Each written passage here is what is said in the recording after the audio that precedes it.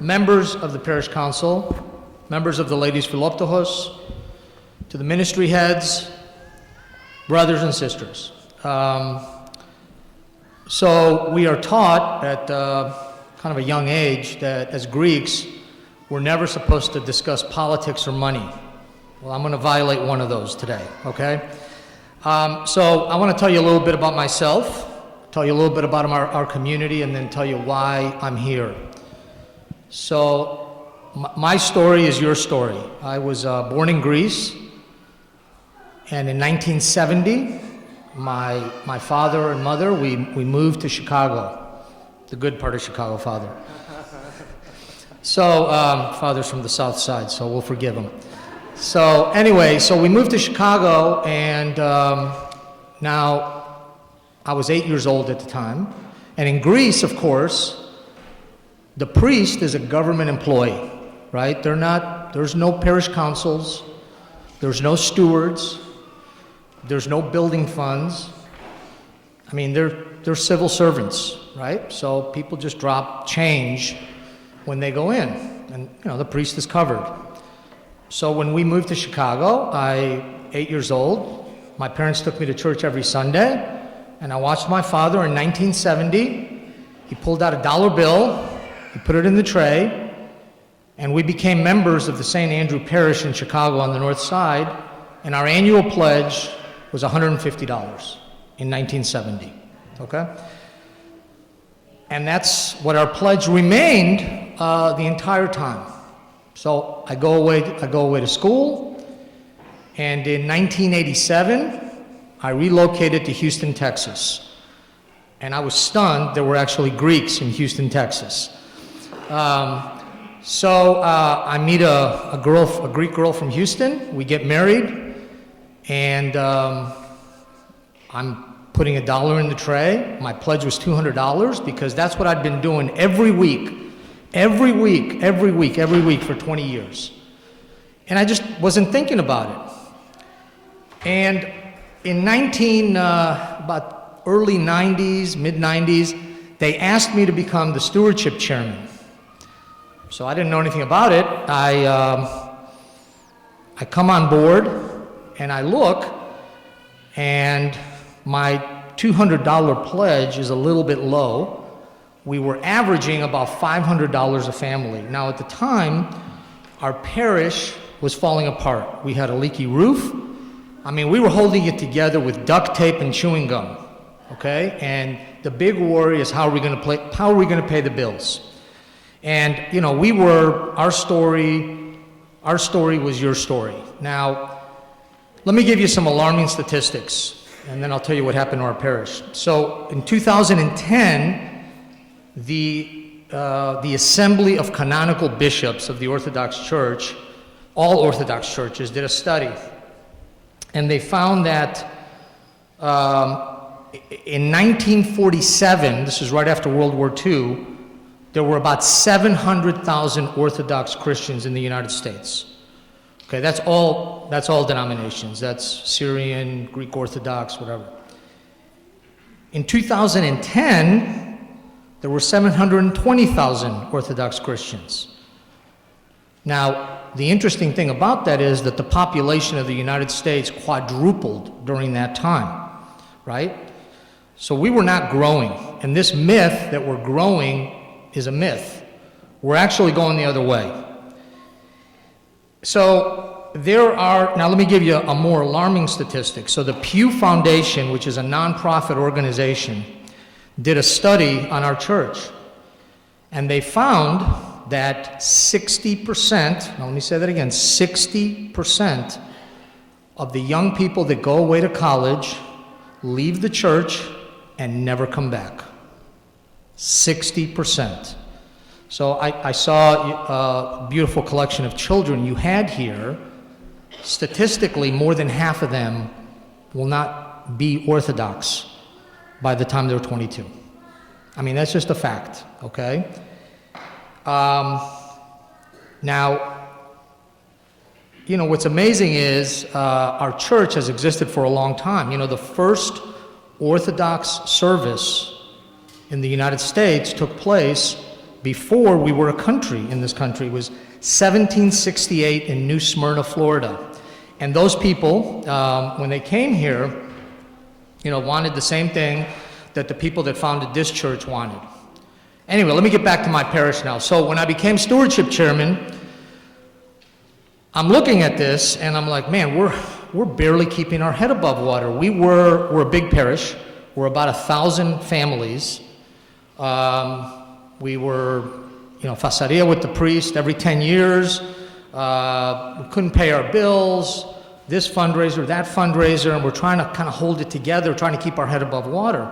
So I thought, okay, we got to do something different. So I went around and I started visiting with all the Protestant churches, and we got a lot of them in Houston. Okay, so there's one in my neighborhood. Now listen to this. So now it's a big church. And when I became stewardship chairman, they had 2,500 families, okay? So I went to their service just to check it out. And it's kind of a clown show, okay? I mean, there was no substance to it, but their annual stewardship drive, now this is in the mid-90s, was $10 million. $10 million, okay? And let me tell you, they got buses, they got bowling alleys, they send their kids to Central America and other places to build houses, and they keep their young people in the church. I mean, we've got the true faith, and we're trying to keep our head above water. So, my secretary, God bless her, she's a member of that church, okay? So today she makes about $130,000. Now again, I'm going to violate things and talk about numbers. Her pledge is $10,000 a year at this church, okay? And she's actually come to the Orthodox Church a few times, and she's been coming more regularly because she's interested in what she's hearing.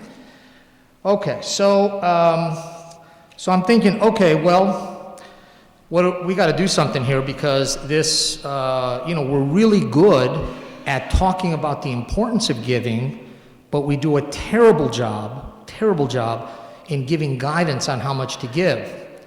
So here's what we did at our parish. We're like, okay, we got to hit reset, and this isn't working, so we got to do something completely different.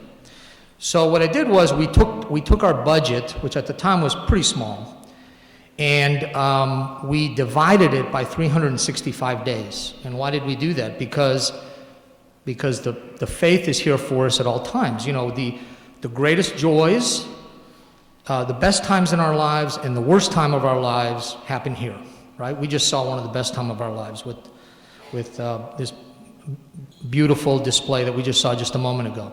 So we divided it by 365, and we said, okay, what we're going to do is we're going to give people the opportunity to sponsor one or more days of what that budget is, okay? And at the time, it was about $1,000. And this is in the mid-90s, okay? So we got a lot of pushback. The other thing we did was we said we're gonna honor the people that sponsor one or more days. We're gonna recognize them in the bulletin.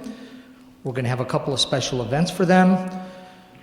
And so we started that. Well, let me tell you where we are today. So today, this year, 2023, we've shrunk a little bit because we have a couple of other Orthodox churches in our city. At the time, we were the only one. We have shrunk a little bit. We're about 700 families today. And this year, we are raising $1.6 million in stewardship. The one-day sponsor, which originally was $1,000, is now $6,000. And we've got a ton of families participating. Now, what do we get for that? Well, I'll tell you what we get for that. We got 325 kids in Sunday school. We got 175 kids in Vacation Bible School.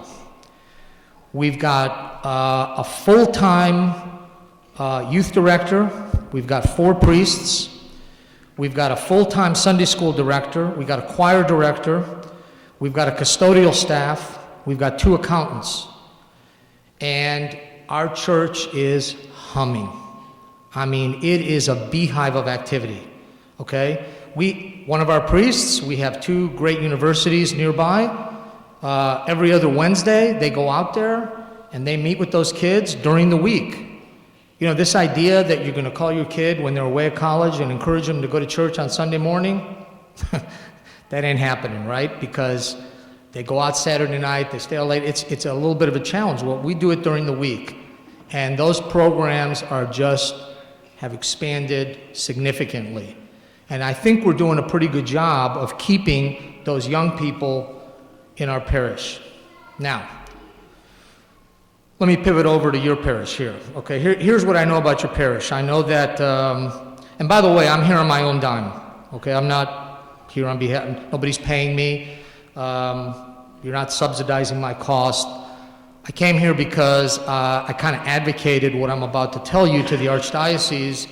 They weren't super receptive on it, so they said, okay, let's test this and see if it works on one parish. Now, what I'm about to tell you, we've done it with a total of 5 parishes, and it has worked at every single one. We're batting 100%.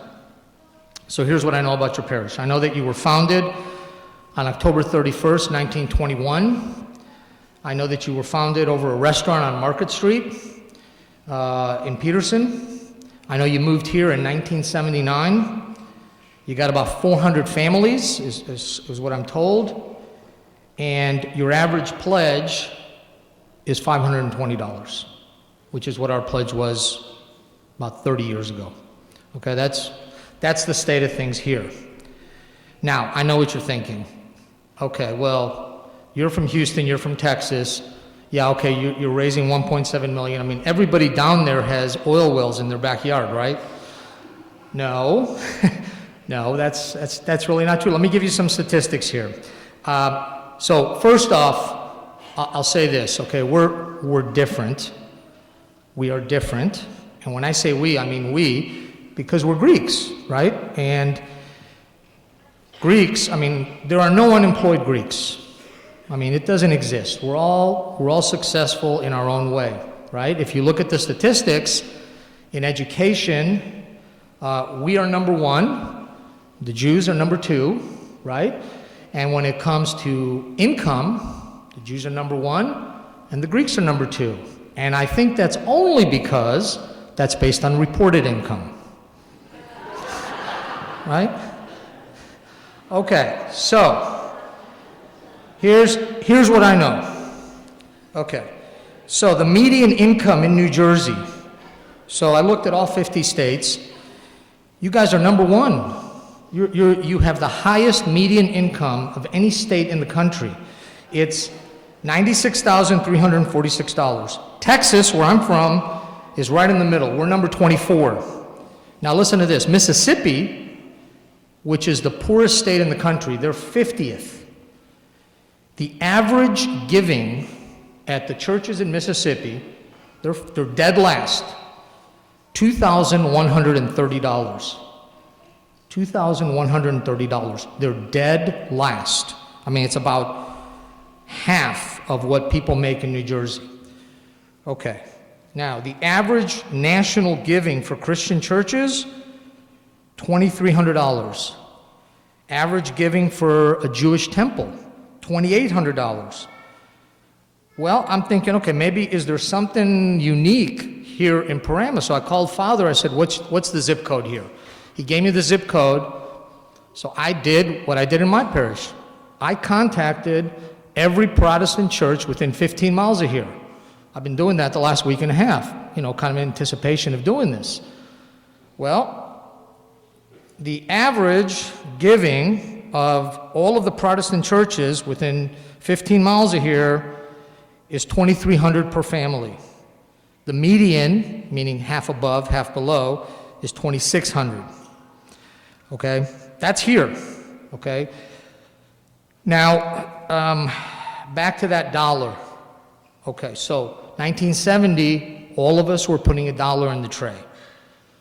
You're going to pass the tray here in just a minute, and your instinct is going to be to grab that $1 and put it in the tray. Okay. So 1970, average car, $3,543. That's what it cost, a new car. Today it's $36,000. Average home, $15,000 in 1970. Today it's $436,000. The rent in 1970, average rent, $108. Today, $2,000. Gas, 36 cents a gallon. Today, $3.80. Now here's my favorite. Cable TV, average $217 a month. That's what most people pay. That's the average cable bill, with the premium channels and all that, right? So, which means if you take the average pledge in this church, you're literally spending more on Nickelodeon than you are for your parish, right? You're spending more on cable TV than you are for the parish here. So I look around here, and let me tell you, I kind of go, we did this with a number of other parishes, and I go around the country, and I have to tell you, and he didn't ask me to say this, in fact, he's probably going to be upset that I'm going to say this, you got a rock star priest here. I mean, you really do. The guy is fantastic, but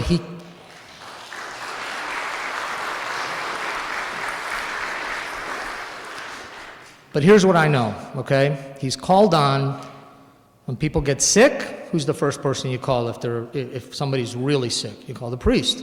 If someone's dying, who do you call? You call the priest. You got problems with your kids, you call the priest. You got marital problems, you call the priest. Okay? You want to bless your business, you call the priest. On and on and on, okay? You can't do it with one priest. Your parish is too big to have just one priest. You're going to burn him out. I mean, you are. Okay, I know he's an extraordinary man, and it's not just him. I mean, this is true anywhere in the country. I mean, you need a second priest. You need a choir director. You need to beef up your programs so that you can fight this 60%, because the more times that the priest touches a young person and stays in contact with that young person, the better of a chance you have to keep them in the church. Okay, now,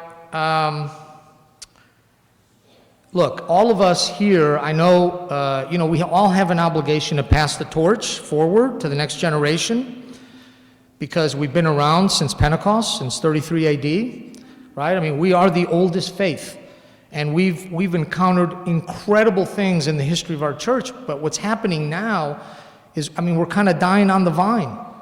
And look, y'all, the only way to reverse this right now, we have to beef up our programs, because there are more choices for young people now than there have ever been. I mean, with social media and, there's like sensory overload out there. And we have to keep up. We've got to keep up, because otherwise we're going to shrink to nothingness. Okay, now, so here's what we're doing. So I met with a good part of your parish council last night. So we're going to try this program here. Okay, now this is the new pledge card, right? And if you take your budget, which is abysmally low, by the way, okay? It's really low. That budget needs to be 3 times what it is if you want this church to really be humming. But right now, your budget is what the budget is. If you take your budget and you divide it by 365, it comes out to about $1,500. So that's the suggested amount. That's what it is to be a sponsor. Okay? Now, we're going to have these in coffee hour. We're going to start this. We're going to start this here, January 1st. And if you do it on a credit card online, the church's website, and you do it over 12 months, it's $125 a month. $125 a month. Now, come on. Look, I know y'all can do that. Okay? It is $125 a month. That's half of the cable bill. That's probably a fourth of what we spend at Starbucks, right? Okay, so if you're a sponsor, you are going to be recognized. We're going to list the sponsors, and you could do more than one day. There's choices for. Now, if you don't want to do that, there's a spot there, and you can pledge less. And I know, and listen, I know probably you're thinking right now, because it's such a jolt, because like me from 1970, we're so programmed to kind of doing the same thing, right? We've got to course correct, and really once you do it, you will see the tangible results. And I know that right now you have this kind of a la carte system with your ministries, right? The goal is to get away from that, to have everything covered by stewardship. But in order to get there, we've got to raise a little bit more money, okay? So this is going to be available in the coffee hour. Please take one, fill it out, please commit. We really need more money in order to kind of lift the nose of this plane so that we can make this community really, truly blossom. Okay, now next. Okay, so here's the thing. I don't like George Washington. He's on the dollar bill, okay? I prefer Abraham Lincoln. So we're gonna do the Lincoln Initiative. So when we pass the tray, let's start a new tradition here, okay? Put a $5 bill in the tray, okay? Skip that dollar. Put the $5 bill in the tray. We will have 5 times as much, right, for the upkeep of this place. Because otherwise, you're not gonna make it. So starting today, let's start a new tradition, and please put $5 in the tray. All right? Okay. So we know that stewardship is time, talent, and treasure. Time, talent, and treasure. Now, what's the most important word of those 3? It's the word "and." Okay? Because it's not multiple choice. It's not time, talent, or treasure. It's time, talent, and treasure, which means, of course, we expect y'all to volunteer, to help with the festival, to help with the fundraisers, to help with the baking, to help with Sunday school, to help with the choir. Of course, right? We can't get by otherwise. But that's not a substitute for the treasure part, right? So I would encourage you all again to do this. Every parish that has done this so far, they've never looked back. And they are now, I think, some of the crown jewels across the country in terms of the programs and the ministries and the level of excitement that comes because now they're focused on really keeping people in the faith, expanding the faith, bringing people in. You know, we have a lot of intermarriages now. Now I know here you have a lot of Orthodox on Orthodox, but a lot of churches, and probably eventually that's going to happen here as well, you have a lot of intermarriages. Well, you need to have a robust Intro to Orthodoxy class, because this is not the watering down of our faith, this is the expansion of our faith. And we have the ability now to bring in people that are part of the Protestant tradition and bring them into the true faith here. But we can't do that unless we have the money and we can have the resources and the books and the ability to do that. So now, anyway, I hope you all will take this to heart. I'm sorry I've taken as long as I have. But Carrie, where's Carrie? There she is. I call her the homecoming queen because okay, she's a beautiful person, and I met with her last night. She's actually going to be calling, making phone calls to try to get feedback from y'all, okay, on maybe what the church can do better, but also to encourage you to become a sponsor, right? The goal is to get everybody to become a sponsor, right? And it may take a while, but I look at our parish, and we looked exactly the same as you. We had the same Thea with the Cochobollo. We had the same uncle who could never get on the parish council, the same complaints about the tsureki being too dry. I mean, listen, it's exactly the same. Our makeup is exactly like you. And if we can do it all the way down there in Houston, Texas, I know you can do it. So thank you very much. I hope I haven't offended anybody. Thank you for having me and for hosting me this weekend, Father. And I look forward to visiting with you. I'm going to go to the coffee hour with the homecoming queen. So anyway, all right. Thank you very much. Thank you.